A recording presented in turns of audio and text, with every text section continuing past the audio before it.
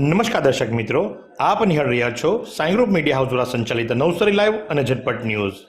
દિવસભરની ઘટનાઓથી અવગત કરાવતું એકમાત્ર બુલેટિનમાં જુઓ દેશ અને દુનિયાના આજના મહત્વના સમાચાર. જો કર્મ તમારા સારા હોય તો તમે મોતના મુખમાંથી પણ બચી શકો છો, અને એ વાક્યને ગઈકાલે વાપી રેલવે સ્ટેશન ખાતે સાર્થક કરવામાં આવ્યું. ગઈકાલે વાપી રેલવે સ્ટેશન ખાતે પ્લેટફોર્મ નંબર 1 અને 2 ઉપર એવી ઘટના ઘટવા પામી કે જે બંનેની અંદર જીવ જતો અટકી જવા પામ્યો છે. જી હા, પ્લેટફોર્મ નંબર 1 ઉપર એક યાત્રિક ચાલુ ટ્રેનની અંદર ચડવા જઈ રહ્યો હતો. એનો પ્લગ સ્લીપ થયો અને એ વખતે પોલીસ કર્મી દ્વારા એને બચાવી લેવામાં આવ્યો હતો. પ્લેટફોર્મ નંબર 2 ઉપર એક શ્રમ જેવી દેખાતી મહિલા ચાલુ ટ્રેનમાંથી ઉતરવા જાય છે, એનો પ્લગ સ્લીપ થાય છે અને ત્યારે રેલવે કોન્ટ્રાક્ટર દ્વારા એને બચાવી લેવામાં આવે છે. આ બંને ઘટનાઓની અંદર રેલવે સફાઈ કોન્ટ્રાક્ટર અને પોલીસ કર્મી જે ખરા એ દેવદૂત બનીને આવ્યા છે અને બંને ઘટનાઓ સીસીટીવી કેમેરામાં કેદ થઈ છે. ફરી એકવાર નવસારીના પૂર્ણા નદીના ધારાગીરી બ્રિજ ઉપરથી એક યુવાને પાણીની અંદર ઝંપલાવ્યું હતું. યુવાને કયા કારણોસર પાણીની અંદર ઝંપલાવ્યું એ તો માલુમ નથી પડ્યું, પણ સ્થાનિકો દ્વારા તાત્કાલિક અસરથી નવસારી ફાયર બ્રિગેડને જાણ કરવામાં આવી. નવસારી ફાયર બ્રિગેડના જવાનો ઘટના સ્થળે પહોંચ્યા અને તાત્કાલિક અસરથી એનો રેસ્ક્યુ કરી લેવામાં આવ્યો છે. યુવાન સહી સલામત છે. યુવાનની પૂછપરછ કરતાં એનું નામ વિકી ગામિત જાણવા મળ્યું છે, પણ કયા કારણોસર એણે પાણીમાં ઝંપલાવ્યું હતું, નદીમાં ઝંપલાવ્યું હતું, હજુ સુધી બહાર આવ્યું નથી. એની પૂછપરછ કરવામાં આવતા છતાં પણ એ જણાવી નથી રહ્યો. જો કે ફાયરના જવાનોએ એનું રેસ્ક્યુ કર્યા બાદ પોલીસને સોંપ્યો છે. પોલીસે એને પ્રાથમિક સારવાર આપ્યા બાદ એની પૂછપરછ કરશે અને ત્યારબાદ જ સાચી હકીકત બહાર આવશે. તો હાલ તો આ યુવાનને બચાવી લેવામાં આવ્યો છે. વિકી ગામિત એનું નામ છે. કયા ગામનો છે અને કયા કારણોસર એણે આ પગલું ભર્યું હજુ સુધી બહાર આવ્યું નથી.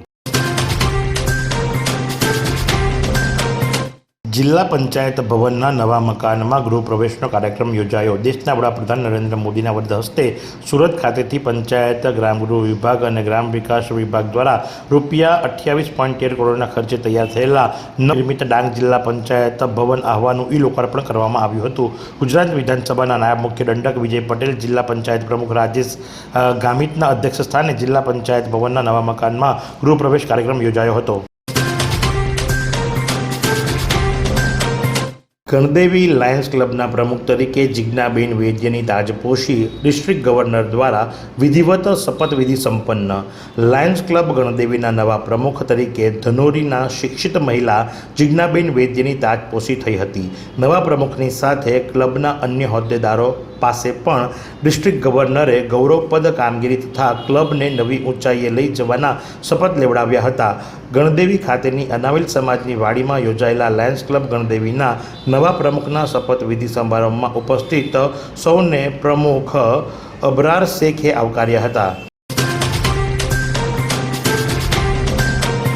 જો આજના હવામાનની વાત કરવામાં આવે તો આજનું મહત્તમ તાપમાન 36.3 ડિગ્રી સેન્ટીગ્રેડ અને લઘુત્તમ તાપમાન 28 ડિગ્રી સેન્ટીગ્રેડ નોંધવા પામ્યું હતું. સવાર દરમિયાન હવામાં ભેજનું પ્રમાણ 98% અને સાંજ દરમિયાન 65% નોંધવા પામ્યું હતું. પવનની ગતિ જે ખરી એ 6.8 કિલોમીટર પ્રતિ કલાકની ઝડપથી પવન ફૂંકાઈ રહ્યો હતો અને પવનની દિશા સાઉથથી વેસ્ટ તરફની હતી. નવસારીની કબીલપુર પ્રજાપતિ વાડીમાં શ્રીમદ ભાગવત સપ્તાહનો પ્રારંભ થયો. કથાકાર અજય મહારાજ શ્રી રાધે રાધે ભગવત કથાનું રસપાન કરાવશે. કબીલપુરની પ્રજાપતિ સમાજની વાડીમાં શ્રીમદ ભાગવત કથાનો પ્રારંભ થયો. પોથીયાત્રા વિશાલનગર સોસાયટીના વિશાલભાઈ મોર્યના નિવાસસ્થાનેથી બપોરે 2 વાગે નીકળી કથા સ્થળે પહોંચી વ્યાસપીઠ પર કથાકાર અજય બાપુ મહારાજ શ્રી રાધે રાધે કથાનું રસપાન કરાવશે. કથામાં વામન અવતાર, નરસિંહ અવતાર, શ્રી રામકૃષ્ણ જન્મ, સુદામા ચરિત્ર જેવા ઉત્સવ ઉજવવામાં આવશે.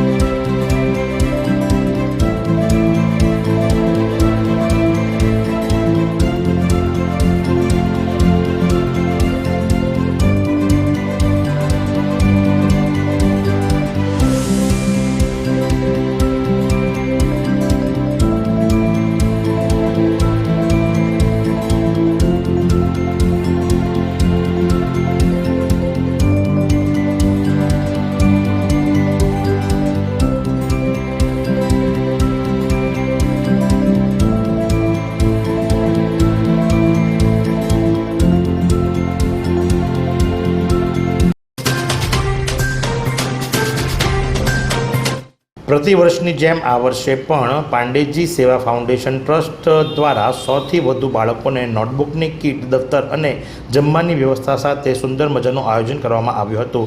જે બાળકોની પરિસ્થિતિ નબળી હોય તેવા બાળકોને પાંડેજી સેવા ફાઉન્ડેશન દ્વારા તેમજ અન્ય દાતાઓ દ્વારા દર વર્ષે નોટબુક, દફતર આપીને મદદ કરવામાં આવતી હોય છે અને માત્ર વર્ષમાં એક જ વાર નહીં પરંતુ અનેકવાર આવા સેવા કાર્યો બાળકો માટે, વૃદ્ધો માટે પાંડેજી સેવા ફાઉન્ડેશન ટ્રસ્ટ દ્વારા કરવામાં આવતો હોય છે. સોશિયલ મીડિયાના માધ્યમથી તેમજ દાતાના સહયોગથી બાળકો માટે આવા પ્રકારની પ્રવૃત્તિઓ કરવામાં આવતી હોય છે. વઘઈ સાપુતારા રોડ પર BMW કારથી ખતરનાક સ્ટંટબાજી, વિડીયો વાયરલ થયા બાદ ડાંગ પોલીસની ગણતરીના કલાકોમાં લાલ આંખ સુરતનો યુવક ઝડપાયો. BMW જેવી મોંઘી કાર લઈ અને જે કારનો નંબર છે GJ05JK9036 એ જાહેર સુરક્ષાને જોખમમાં મૂકે તે રીતે બેફામ અને ખતરનાક સ્ટંટબાજી કરતો વિડીયો વાયરલ થયો હતો અને જેને લઈને ટ્રાફિક શાખા ડાંગ દ્વારા તાત્કાલિક અસરથી પગલાં લેવામાં આવ્યા હતા અને સ્ટંટ કરનાર 20 વર્ષીય યુવક રુદ્ર રાવલને શોધી કાઢ્યો હતો. ખારેલ ઓવરબ્રિજ ઉપર 2 ટેમ્પો અથડાતા અકસ્માત સર્જાયો. 24 કલાક વાહન વ્યવહારથી વ્યસ્ત રહેતા નેશનલ હાઈવે નંબર 48 પર અમદાવાદ જતી લાઇન પર એક આઈસર ટેમ્પોની પાછળ બીજો આઈસર ટેમ્પો ભટકાતા અકસ્માત નોંધાયો હતો, જેમાં ટેમ્પોના ડ્રાઈવરના પગમાં ગંભીર ઇજાઓ પહોંચી હતી. જે મળતી માહિતી છે એ મુજબ અમદાવાદ જતી લાઇન ઉપર ટેમ્પો નંબર DD01Y9249 જઈ રહ્યો હતો. એની પાછળ ટેમ્પો નંબર DD01A9182ના ચાલકે કાબુ ગુમાવતા આગળ ચાલતા ટેમ્પોમાં ધડાકાભેર અથડાવ્યો હતો. નવસારી કમિશનર દ્વારા વીકલી રિવ્યૂ મિટિંગમાં કડક સૂચનાઓ આપવામાં આવી. કર્મચારીઓને નોટિસ ઇસ્યુ કરવાના આદેશ સાથે જ સોલિડ વેસ્ટ એજન્સી વિભાગને સ્વચ્છતા બાબતે મહત્તમ પેનલ્ટી કરવા આદેશ આપવામાં આવ્યો. બેદરકાર અધિકારીઓ સામે શિસ્ત સંબંધિત કાર્યવાહી માટે તૈયાર રહેવા કડક ચેતવણી. પ્રજાલક્ષી પ્રશ્નોને તાત્કાલિક ઉકેલ માટે અલ્ટિમેટમ. વિકાસ કાર્યોમાં ઢીલાસ અને પ્રજાલક્ષી પ્રશ્નોમાં લાપરવાહી ચલાવી લેવામાં આવશે નહીં. સમીક્ષા બેઠકમાં કમિશનર જયેશ ઉપાધ્યાયનું કલક વર્ણન જોવા મળ્યું. નવસારી તથા જલાલપોરના ધારાસભ્યોની અધ્યક્ષતામાં સંયુક્ત બેઠક યોજાઈ. જનતાના પ્રશ્નો મુદ્દે જીઓડીસી અને ડીજીવીસીએલના અધિકારીઓને ઉગાડો લેતા મ્યુનિસિપલ કમિશનર નવસારી મહાનગરપાલિકાના ટાઉન હોલ ખાતે પ્રથમ માળે આવેલા કોન્ફરન્સ હોલમાં શનિવાર તારીખ 6/6/2026ના રોજ સવારે 11 કલાકે એક મહત્વપૂર્ણ સંકલન તેમજ ફરિયાદ સમિતિની બેઠક યોજાઈ હતી. આ બેઠકના મુખ્યત્વે 174 જલાલપોર વિધાનસભા મત વિસ્તાર અને સાથે જ 175 નવસારી વિધાનસભા મત વિસ્તાર એટલે કે ધારાસભ્ય આરસી પટેલ અને ધારાસભ્ય રાકેશ દેસાઈના ગરિમામય અધ્યક્ષ સ્થાને યોજાઈ હતી. બેઠકમાં નવસારી મહાનગરપાલિકાના મ્યુનિસિપલ કમિશનર જયેશ ઉપાધ્યાય એ વિશેષ ઉપસ્થિત રહી અને સ્થાનિક સ્વરાજ્યની સામાન્ય ચૂંટણીની આચારસંહિતાના કારણે એપ્રિલ માસની બેઠક મોકૂફ રાખવામાં આવી હતી અને લાંબા સમય બાદ મળેલી આ સમીક્ષા બેઠકમાં વહીવટીતંત્રને વધુ પ્રશ્નો જોવા મળ્યા હતા.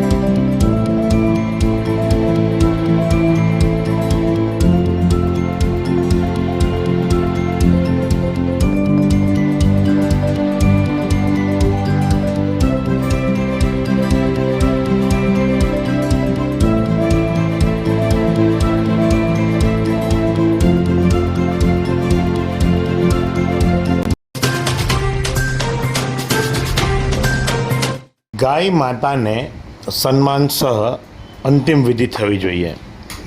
નવસારી મહાનગરપાલિકાના મેયર દ્વારા ઘોષણા કરવામાં આવી અને ત્યારબાદ એમના દ્વારા ગાય માતાની અંતિમ યાત્રામાં જઈ એમને આરતી કરી, તિલક રીતે અંતિમ વિધિ થતી હોય એવા દ્રશ્યો પણ આપણે જોયા. પણ હકીકત કંઈક બીજી છે. આજ રોજ ડમ્પિંગ સાઇટ ઉપર જ્યારે અમારા કેમેરામેનને ફોન આવ્યો, અમારા કેમેરામેન ડમ્પિંગ સાઇટ પર પહોંચ્યા ત્યારે એક નહીં, બે નહીં, પણ 10થી વધુ ગાય માતાઓના શબ અત્યંત દુર્લભ હાલતની અંદર હતા, કચરાની અંદર નાખી દેવામાં આવ્યા હતા, અમુકને સળગાવવાનો પ્રયત્ન કરવામાં આવ્યો હતો અને એ પણ કચરાના ઢગલાની ઉપર જ, જે પણ સંપૂર્ણ રીતે બળીને ભસ્મ પણ થયા નથી. એટલે મૂળ કહેવાનો ભાવ જ છે, કદાચ મેયરમાં તો દયાભાવ છે, મેયર તો ગાય માતા પ્રત્યે પોતાની લાગણી દર્શાવી રહ્યા છે, પણ અધિકારીઓ ગાંઠતા ન હોય એવું લાગી રહ્યું છે ને, જેના કારણે લઈ અને આ દ્રશ્યો કદાચ આપને વિચલિત કરી શકે. માટે આ દ્રશ્યો નિહાળી અને આપ સમજદાર છો, આપ સમજી શકો છો કે જો મેયરની પણ આજ્ઞાનું ઉલ્લંઘન થતું હોય તો આમ જનતાની સાથે અધિકારીઓ શું કરી શકે.